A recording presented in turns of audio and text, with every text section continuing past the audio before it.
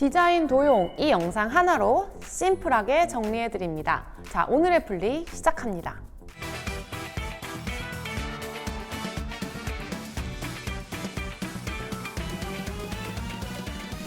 안녕하세요. 심플리 신변 신민선 변호사입니다. 오늘 플리에 추가할 주제는요, 바로 디자인 도용입니다. 주변에서 끊임없이 들려오는 주제 중 하나인데요. 어떤 제품 디자인부터 패키지 디자인, 심지어 먹는 빵, 마시는 음료, 메뉴, 요리의 데코레이션, 이런 것들까지 그 범위와 내용도 참 무궁무진하죠. 오늘은 여러분들이 긴 시간 너무 힘들게 연구를 해서 예쁘게 디자인한 어떤 제품을 누군가 똑같이 베껴서 복제품을 만들어 판매하는 경우에 법적으로 어떻게 대처하는 것이 좋을지 심플하게 말씀드려 보도록 하겠습니다.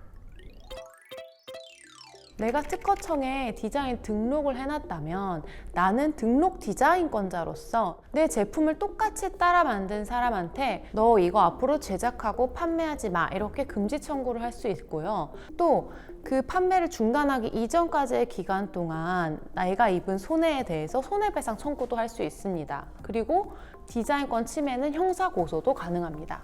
그래서 일단 내가 어떤 제품을 만들었어요. 형태가 만들어지면 가능한 빨리 디자인 등록을 하실 것을 추천드립니다. 그런데 디자인권이 없거나 출원했다가 거절된 경우 전혀 보호를 받지 못할까요? 디자인 등록을 하려면 신규성, 창작 비용이성 이런 요건들이 있거든요. 이 요건을 충족하지 못해서 디자인권 출원했다가 거절된 경우도 있을 수 있습니다. 이런 경우는 그러면 전혀 보호를 받지 못할까요? 우리나라 부정경쟁 방지 및 영업비밀 보호에 관한 법률이 있어요. 이 법에서는 여러 유형의 부정경쟁 행위를 규정하고 이런 부정경쟁 행위에 대해서도 금지 청구나 손해배상 청구를 할 수 있도록 하고 있습니다. 일부 부정경쟁 행위에 대해서는 형사처벌도 가능합니다. 부정경쟁 행위를 쉽게 말하면 다른 사람이 노력해서 이룬 어떤 결과에 내가 무임승차하는 그런 유형의 행위들이라고 보시면 됩니다. 금지 청구라는 건 더 이상 그 사람이 그런 형태의 물건을 팔지 못하도록 만드는 겁니다. 두 번째로 손해배상 청구. 그 사람이 내 걸 따라해서 만든 물건을 그동안 판매하면서 얻은 이익 또는 내가 그 사람으로 인해서 판매하지 못함으로써 발생한 손해, 그것들을 이 사람한테 금전적으로 청구를 할 수 있는 거죠. 그럼 부정경쟁방지법에서 내가 체크해야 될 조항이 어떤 것일까요? 부정경쟁방지법 제2조 1호는 총 13가지의 행위를 부정경쟁 행위 유형으로 규정하고 있는데요.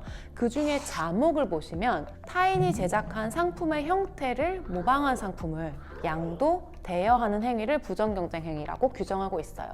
그래서 누군가 내 상품이 출시된 이후에 내 상품과 완전히 똑같지는 않더라도 실질적으로 동일한 형태의 상품을 만들어서 판다면 이 규정에 따라서 금지 청구와 손해배상 청구가 가능합니다. 예를 하나 들어보면 내가 어떤 토끼 모양의 의자를 만들었어요.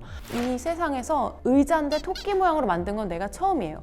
근데 이게 시중에서 너무 잘 팔리니까 어떤 사람이 비슷하게 생긴 토끼 모양 의자를 만들어서 팔기 시작한 거예요. 근데 내가 디자인권 등록을 못했던 거죠. 그럴 때 이 조항의 적용을 고려할 수 있는데 이분이 분명히 똑같이 만들진 않았을 거예요. 내 제품에는 꼬리가 있는데 이쪽에는 꼬리가 없이 만든다든지 이런 식으로 해서 살짝 다를 수도 있거든요. 그러면 이 규정에 적용을 못 받느냐? 그렇진 않습니다. 아까 말씀드렸죠. 실질적으로 동일하다고 보이면 부정경쟁 행위가 될 수 있어요. 이 사람이 나보다 먼저 출시를 했는지 늦게 출시를 했는지, 토끼 모양 의자를 내가 처음 만들었는지, 아니면 예전부터 대충 비슷한 동물 모양 의자가 있었는지 이런 것들을 고려를 해서 이 사람이 내 거를 모방해서 만들었는지 아닌지를 법원에서 판단을 하게 되는 거죠. 그런데 이 규정의 문제점은 길어야 3년입니다. 상품 형태가 갖추어진 날로부터 3년이 지나면 이 규정을 적용해달라고 주장할 수가 없어요. 그래서 이런 문제가 포착이 됐다라고 하면 가능한 빨리 변호사를 찾아서 법적 대응에 착수하시기를 바랍니다.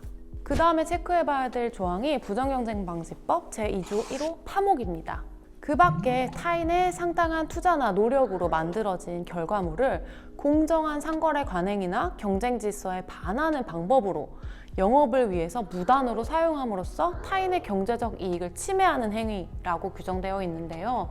이 규정은 위에서 열거하고 있는 12가지의 부정경제 행위에는 해당되지 않지만 꼭 적용이 필요한 경우에 고려될 수 있는 보충적 일반 조항입니다. 이 조항 적용을 주장할 때는 이 토끼 의자를 만드는데 내가 얼마나 많은 시간과 비용과 노력이 들었고 또 얼마나 많은 광고 비용이 들었고 이런 것들을 좀 소명을 해서 이게 아무나 따라하면 안 되는 거다. 이건 너무 중요한 경제적 가치가 있고 이거에 무임승차하는 그런 행위들을 허용하는 게 이 법 전체적으로 봤을 때 너무 부당하다. 이런 판단이 들 때 방금 말씀드린 파목이 인정될 가능성이 높아지는 겁니다. 그럼 디자인 도용 심플하게 정리해 드리겠습니다. 디자인 도용은 창작자의 권리를 침해하는 행위로 창의성과 노력을 존중하는 태도가 필요합니다. 창작자의 권리를 보호하고 디자인 가치를 인정받기 위해서 반드시 디자인 등록을 받으시는 것이 필요하고요. 디자인 등록을 못 하셨거나 디자인 등록을 거절당했다고 하더라도 부정경쟁 방지법에 의해서 보호를 받을 수 있는 경우도 있기 때문에 침해가 발생했다라고 생각될 때는 지식재산권 전문 변호사의 도움을 받으시기 바랍니다. 오늘 추가한 플리 심플하셨나요? 마음에 드셨다면 구독, 좋아요, 알림 설정까지 부탁드립니다. 이상 심플리 신변이었습니다.